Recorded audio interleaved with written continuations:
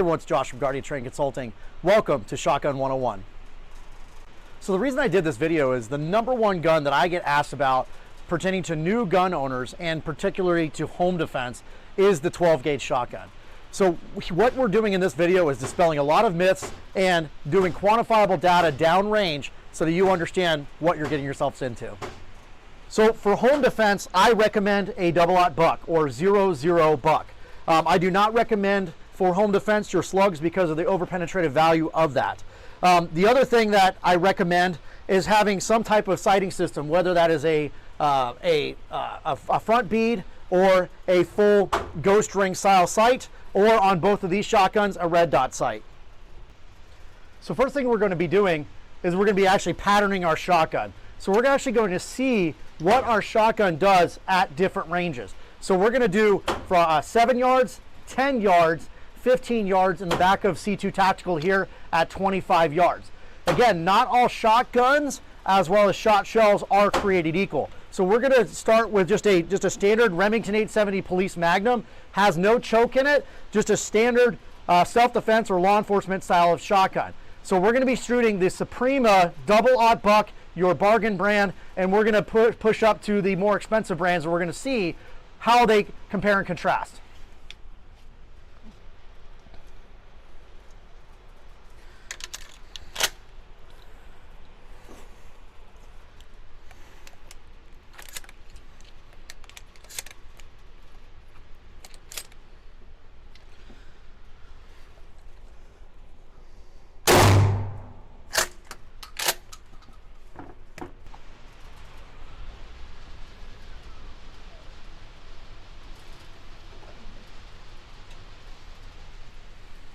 So the first thing we want to talk about is the actual spread.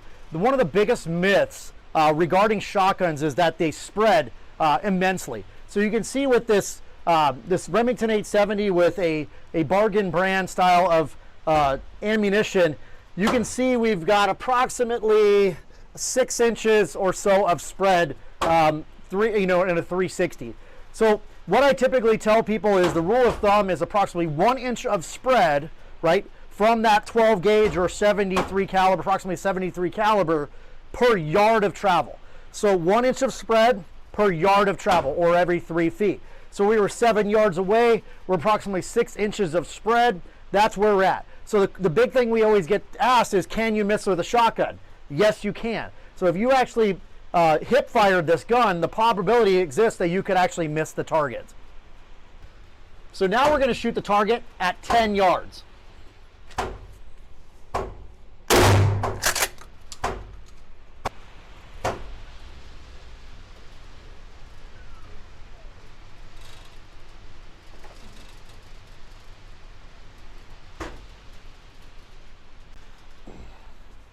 Okay, so now you see that the group expanding here. So don't worry about the big holes. Those are the wad that actually contains the payload on the target. What we're looking for is these little holes right here. So you can see it's starting to open up, right? We have 1, 2, 3, 4, 5, 6, 7, 8, and 9, right there. So again, we're opening up, but you can see my shots are starting to go to that right side of the target.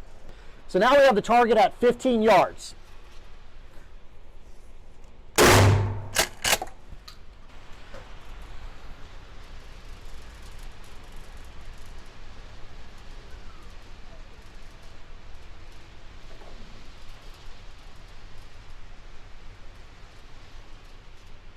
So now you can start to see the patterning opening up. We're now outside of our inside area here, our inside target zone. 1, 2, 3, 4, 5, 6, 7, 8, and 9. 9 pellets right in there. So now we have the target at 25 yards, at the end of this range, 25 yards.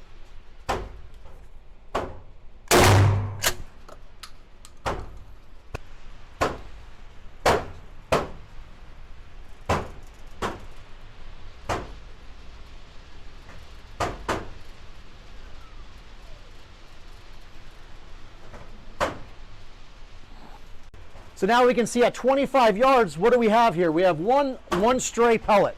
Okay, so we have one here, 2, 3, 4, 5, 6, 7, and somewhere 8 down here, and somewhere 9 in there. So you can see how everything is expanding up and out, and then we have that stray round right here. So that's the price that you pay for cost-effective or cheaper buckshot ammunition, and that's really developing due to the not only the actual hole of the shell, but also the wad within. So now we're going to test the next more expensive round that we have available. So the next buckshot we're going to shoot is actually cellular Moliere, which is a S&B double-aught buck.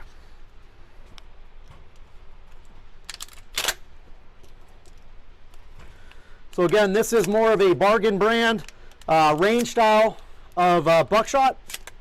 So we're going to start at 7 yards.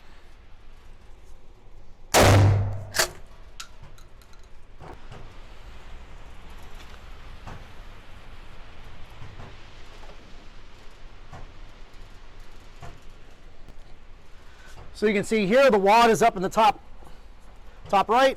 1, 2, 3, 4, 5, 6, 7, 8, and 9. Okay, again, 7 yards, approximately 6 to 7 inches of spread. So now we move the target to 10 yards. 10 yards.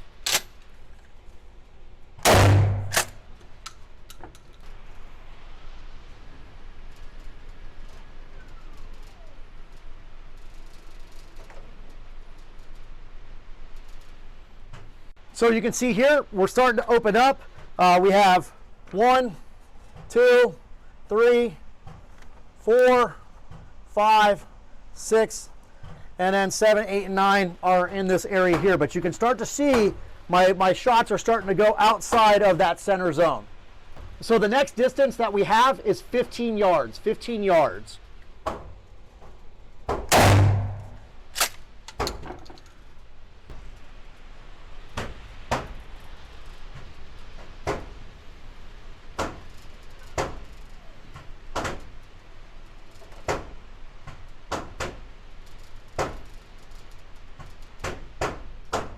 So we just shot at 15 yards. I'm going to bring the target in here, so you can start to see.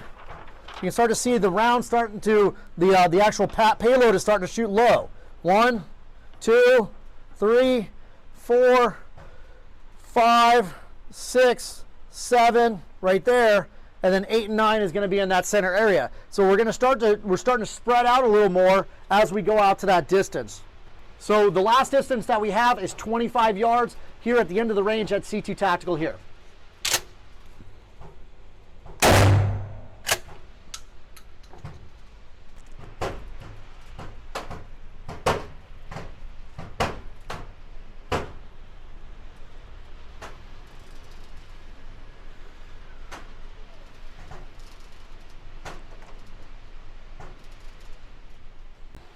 So here we're at 25 yards.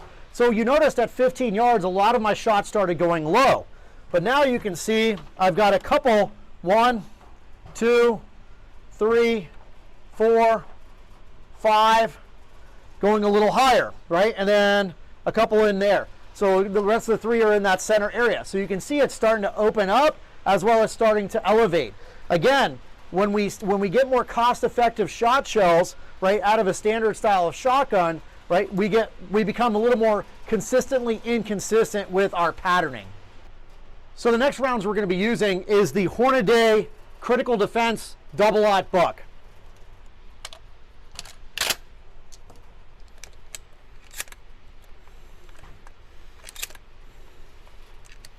So we're going to start at 7 yards. 7 yards.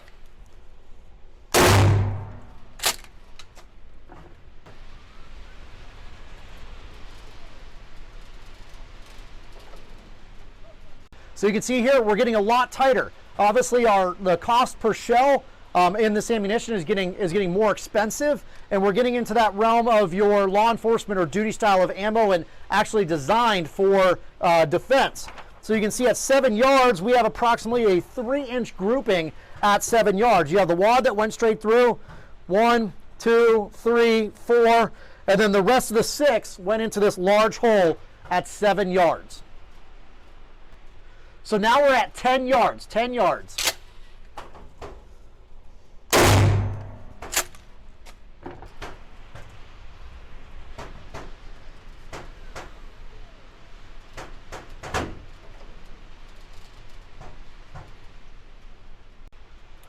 So you can see here we have the wad down at the bottom here.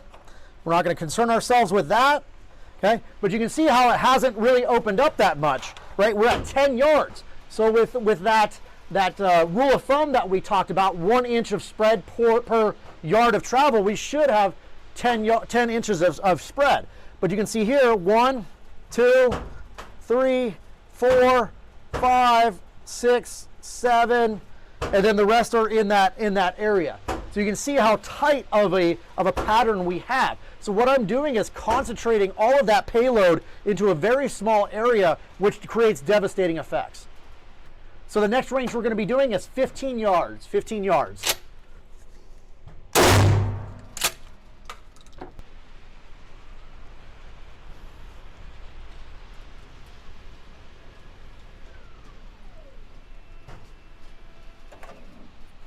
So you can see here at 15 yards, we're starting to open up just a little bit more. Right? We have 1, 2, 3, 4, 5, 6, 7, 8, and 9, somewhere in and around there. So we can say that we've only had about, I'd say about 10 inches of spread at 15 yards approximately. And last but not least, we have 25 yards at the end of the range.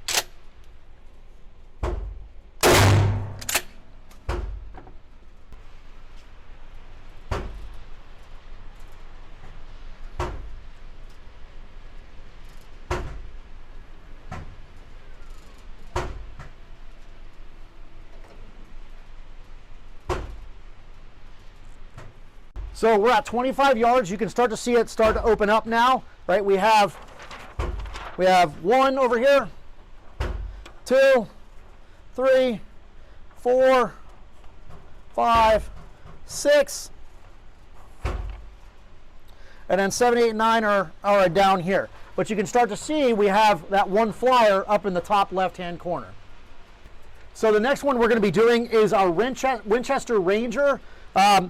Double-aught buck, low recoil, low recoil.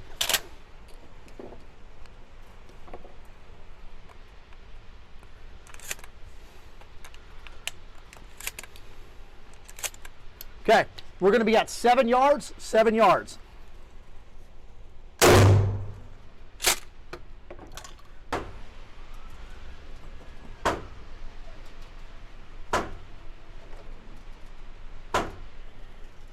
So we can see here, we've got 1, 2, 3, 4, 5, 6, 7, 8, and then 9's right there. So you can see how we're at 7 yards. We have approximately about 6 to 7 inches of spread at 7 yards. The next range we're going to be at is at 10 yards.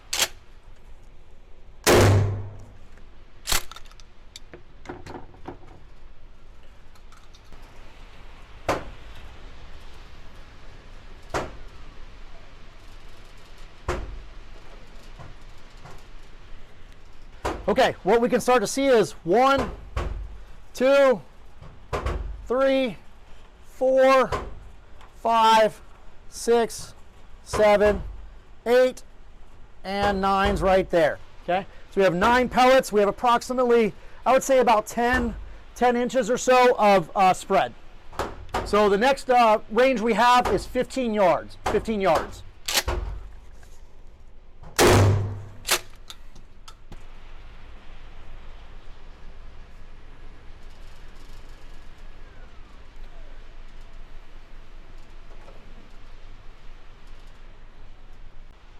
So you can start to see it starting to spread out a little more. We're starting to get all that 15 inches of spread, 12 to 15 inches. You can start to see a 1 pellet coming out of that center zone. So if we mark our target here, 1, 2, 3, 4, 5 over here, 6 is hey diddle diddle right down the middle, and there's a 7, there's 8 and 9, probably in that center zone right there. So again, if we're looking at the Winchester Ranger, we're spreading about the low recoil one. We're spreading about the same spread as that rule of thumb. The last range we're going to have these Winchester Rangers at is 25 yards. 25 yards.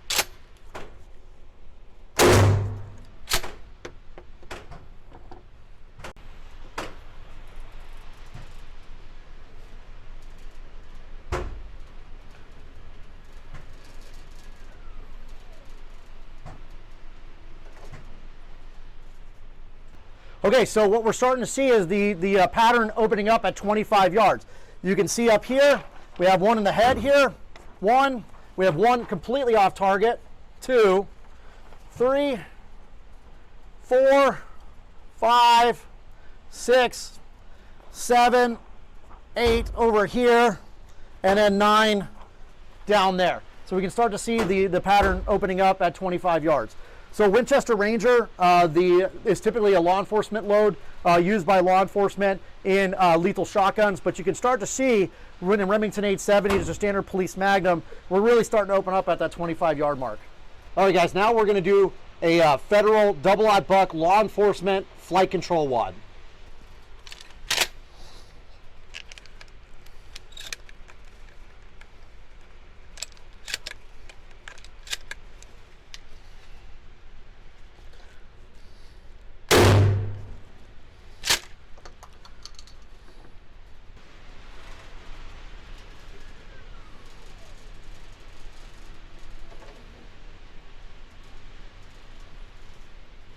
Ten yards. 10 yards.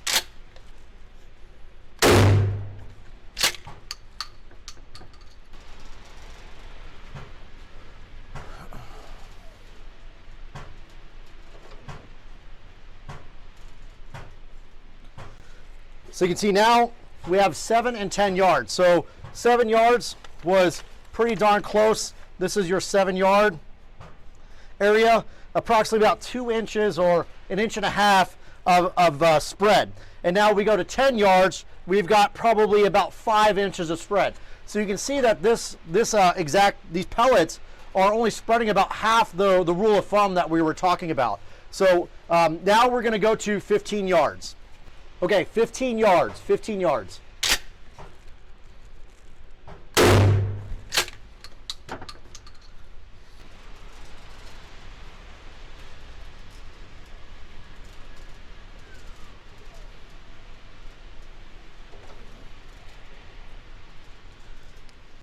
So you can see here at 15 yards, we have approximately, I would say, about 7 inches of spread. So again, we're starting to spread out a little more, but we're not really out of the realm. So if you look at it, almost a fist-size grouping at 15 yards. So now we're going to go at 25 yards at the back of C2 Tactical, 25 yards.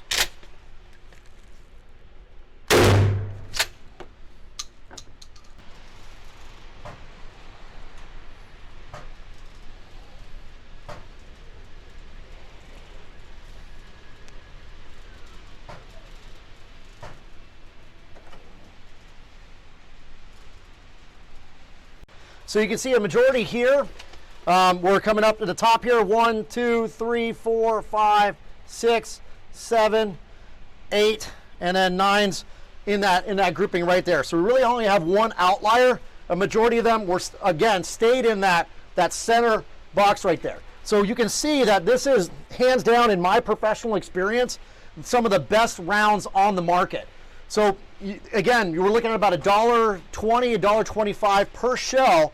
But again, that's what we're talking about. This really good ammunition has very high performance, even in a very stock Remington 870 Police Magnum. This doesn't have any chokes. It hasn't been van comped or anything custom to the barrel. A majority of what you see here is accessories that help with defensive use, but do not relate or translate into the performance of the shells. A majority of this performance is the quality of the shells.